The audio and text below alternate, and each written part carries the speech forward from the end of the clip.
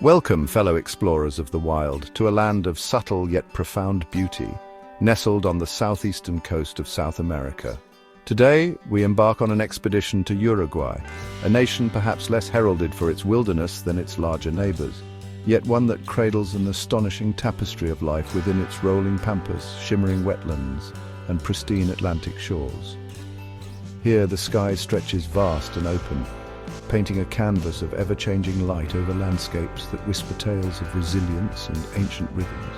It is a place where nature's artistry is revealed not in towering peaks or dense jungles, but in the intricate details of its grasslands and the quiet dignity of its waterways. Our journey will take us deep into these diverse ecosystems where a surprising array of creatures have carved out their existence, each perfectly attuned to the nuances of their environment. From the vast open plains that undulate like a green ocean to the labyrinthine network of rivers and lagoons that serve as lifeblood to countless species, Uruguay offers a sanctuary for wildlife that is both robust and remarkably adapted. We shall observe how these animals navigate their world, how they interact with one another, and how they contribute to the delicate balance of this unique corner of the continent, a testament to the enduring power and creativity of the natural world. In this exploration, we will turn our gaze towards some of the most captivating and aesthetically remarkable animals that call Uruguay their home. We aim to celebrate their unique forms, their intriguing behaviors, and the vital roles they play. Prepare to be enchanted by the elegance of a grassland deer, the gentle nature of a giant rodent, the majesty of a flightless bird, the elusive charm of a long-legged canid, and the spirited character of a common yet culturally significant wading bird. So let us begin this remarkable voyage into the heart of Uruguay's natural treasures.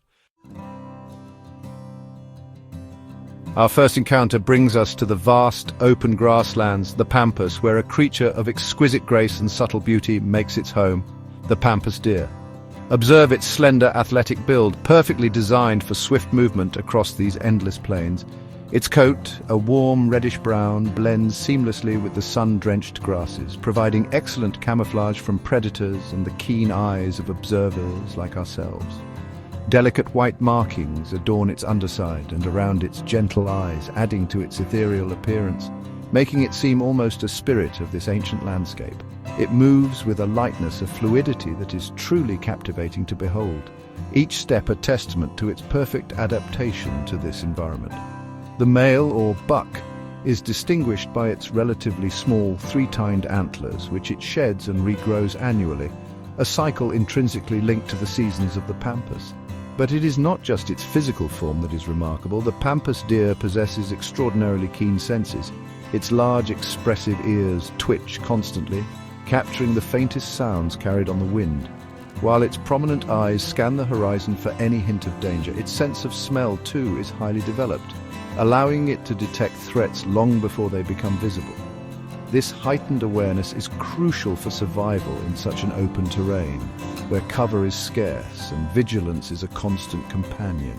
Its shy and elusive nature means that sightings are a precious gift, a fleeting glimpse into a life lived on the edge of visibility. Historically, these elegant deer roamed widely across the grasslands of South America, their populations vast and thriving. However, the expansion of agriculture and cattle ranching has led to significant habitat loss and fragmentation, confining them to ever-shrinking pockets of their ancestral range. In Uruguay, dedicated conservation areas provide vital refuges, but the future of the pampas deer is intrinsically linked to the preservation of these precious grassland ecosystems. Protecting these open spaces is not just about saving a single species, but about maintaining the rich biodiversity that defines the Uruguayan pampas, ensuring that this gentle ghost of the grasslands can continue to grace these landscapes for generations yet to come. We now venture towards the life-giving waterways of Uruguay, its meandering rivers, tranquil lakes, and sprawling marshes, to meet a truly unique and endearing inhabitant, the capybara. This remarkable creature holds the title of the world's largest rodent, yet its demeanor is one of surprising calm and placidity.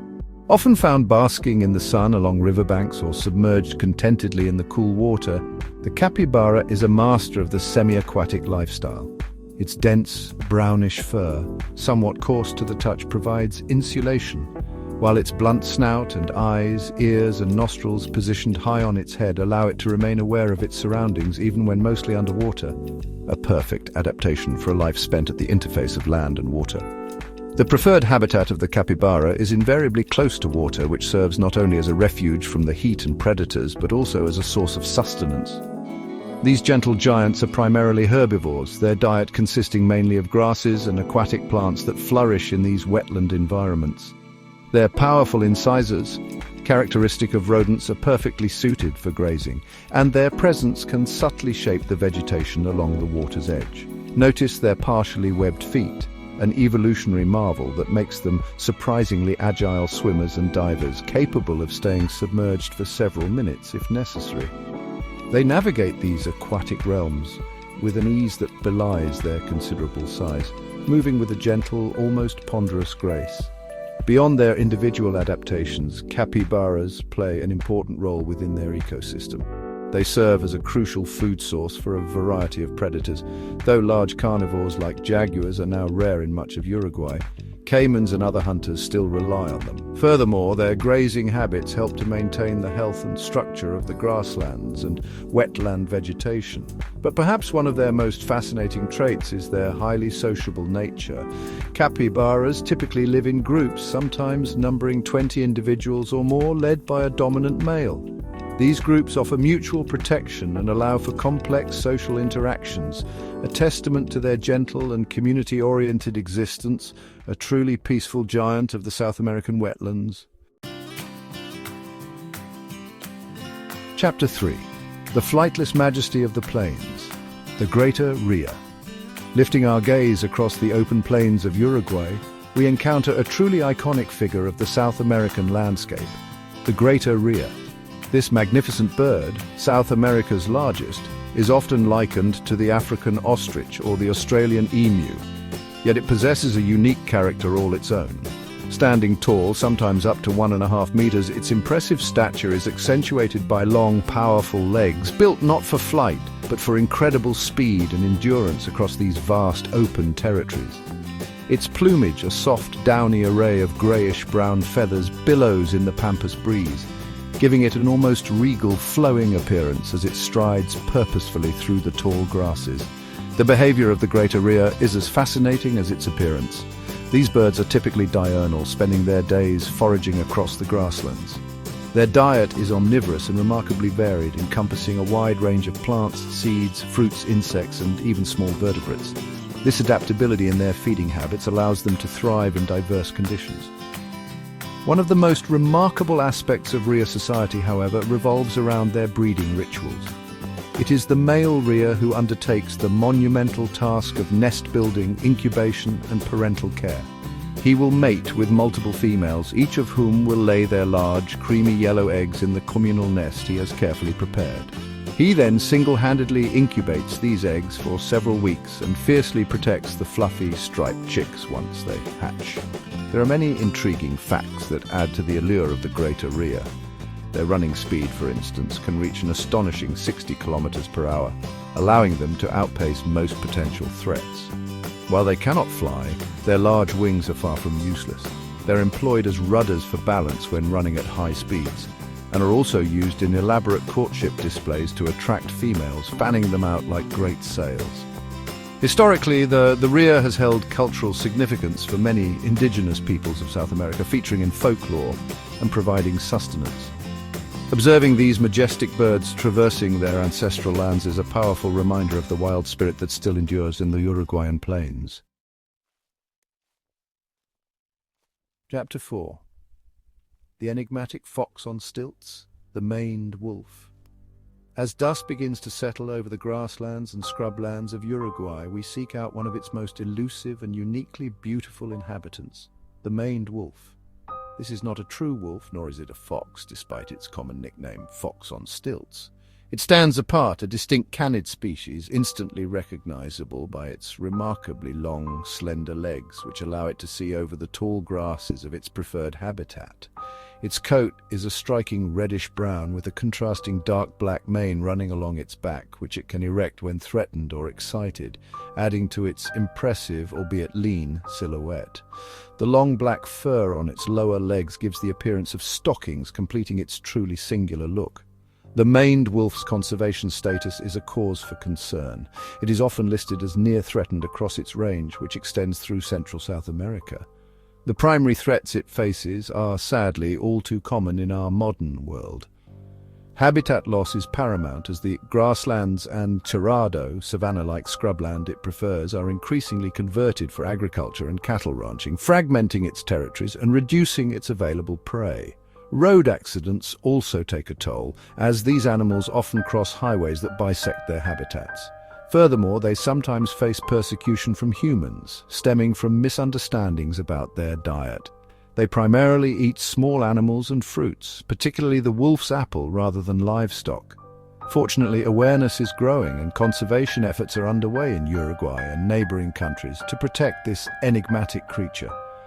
These initiatives include the protection and restoration of its natural habitat, crucial for providing space and resources. Researchers are diligently studying their behavior, diet, and population dynamics to better understand their needs and the threats they face. Community education programs play a vital role in dispelling myths and fostering a sense of coexistence between local human populations and the maned wolf, aiming to reduce conflict and encourage local stewardship. The survival of this shy, crepuscular hunter depends heavily on our commitment to preserving the wild spaces it calls home and promoting a deeper understanding of its ecological importance. Chapter 5. The Spirited Guardian of the Fields, the Southern Lapwing. Our final focus takes us to a bird that is perhaps one of the most familiar and vocal residents of Uruguay's open country, the southern lapwing, known locally as the tero. This charismatic wader is instantly recognizable with its striking black and white plumage, a neat black breastplate contrasting sharply with its white underparts. A slender, wispy crest adorns its head, adding a touch of punkish charm, while its long, thin legs are a vibrant reddish pink. But perhaps its most defining characteristic is its voice, a loud, insistent, and somewhat metallic tero-tero call from which it derives its common name in Spanish and which frequently echoes across fields and pastures. The behavior of the southern lapwing is notable for its boldness and tenacity, especially when it comes to protecting its territory and young. These birds nest on the ground, often in open, exposed areas, making their eggs and chicks vulnerable. To counteract this, adult lapwings are fiercely defensive. They will fearlessly confront any perceived threat, be it a caracara, a fox, or even an unsuspecting human or cow that strays too close to their nesting site. Their defensive tactics are impressive, involving loud alarm calls, aggressive dive-bombing runs, and feigning injury, such as a broken wing, to lure predators away from their precious offspring. This spirited defense makes them highly effective guardians of their patch. The southern lapwing holds considerable cultural significance in Uruguay and indeed across much of South America. Its constant presence and distinctive call have made it a symbol of the rural landscape and auditory hallmark of the countryside. It is often regarded as a sentinel, its alarm calls alerting not only other lapwings but also other animals and sometimes humans to approaching danger.